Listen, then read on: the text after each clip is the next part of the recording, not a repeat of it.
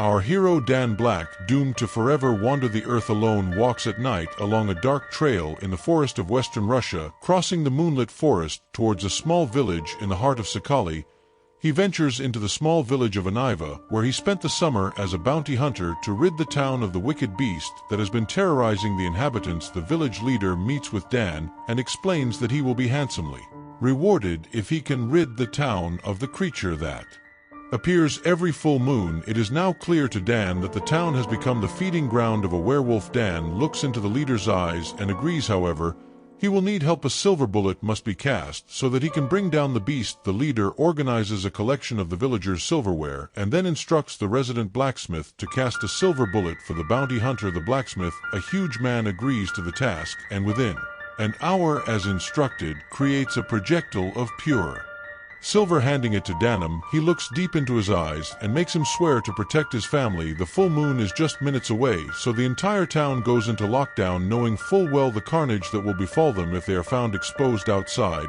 and so the hunter takes his position and waits for the beast to appear. Time passes slowly, and the night grows cold. Dan can only hope the beast shows itself before exhaustion sets in and he falls asleep. The clouds part from the moon and a blood-curdling howl echoes through the night. In the distance, the beast's enormous form appears, half human, half wolf. The time has come to kill. He stands there in the moonlight, breathing, smoking, hungry for flesh, thirsty for blood. In the blink of an eye, the beast runs towards the well and attacks the form in front of him, tearing it to pieces, and then realizes it is nothing more than cloth and straw. Has been fooled. Frustrated, howls angrily into the night from a window above the square. Dan puts the werewolf in his sights, aligns the beast with his pistol loaded with a silver bullet, and slowly pulls the trigger. Nothing happens. The bullet is a dud. Beast hears the click and turns towards the sound. He sees the hunter and lets out a guttural and shuddering scream. This as a retreat to safety, and leaves beast alone for the night. Dan then examines the misfired bullet and realizes that there was no primer or gunpowder placed in the bullet casing.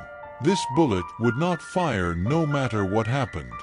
The next day, when the village leader hears this, he quickly assumes that the blacksmith must be the werewolf and sabotage the bullet to ensure his safety. The blacksmith is soon arrested, leaving behind his devastated and crying family. The village leader then denies the bounty hunter any payment for not killing beast, and then orders him to get out of his sight, as they now have a blacksmith in custody and will handle the matter themselves. He then refrains from contesting his decision, as he knows there is something deeper at play. The weeks pass, and the blacksmith is tortured relentlessly. However, he does not confess that he is the werewolf, so the host town decides to chain him to a post-it and put it on display during the next full moon, where the entire village will see it change shape, and then the execution can occur. The thick clouds eventually part, and the full moon is revealed. The atmosphere is tense as no one knows for sure what to expect next. The blacksmith's family watches from the crowd with tears streaming down their faces. Immediately, they begin to feel a painful ripping and tearing all over their bodies, and within seconds they have all transformed into the beasts of the night. The townspeople and the police, all completely taken by surprise, are unceremoniously torn apart and devoured by the bloodthirsty pack of enormous werewolves. The carnage is horrific. The screams are deafening and lasts for hours as people run. They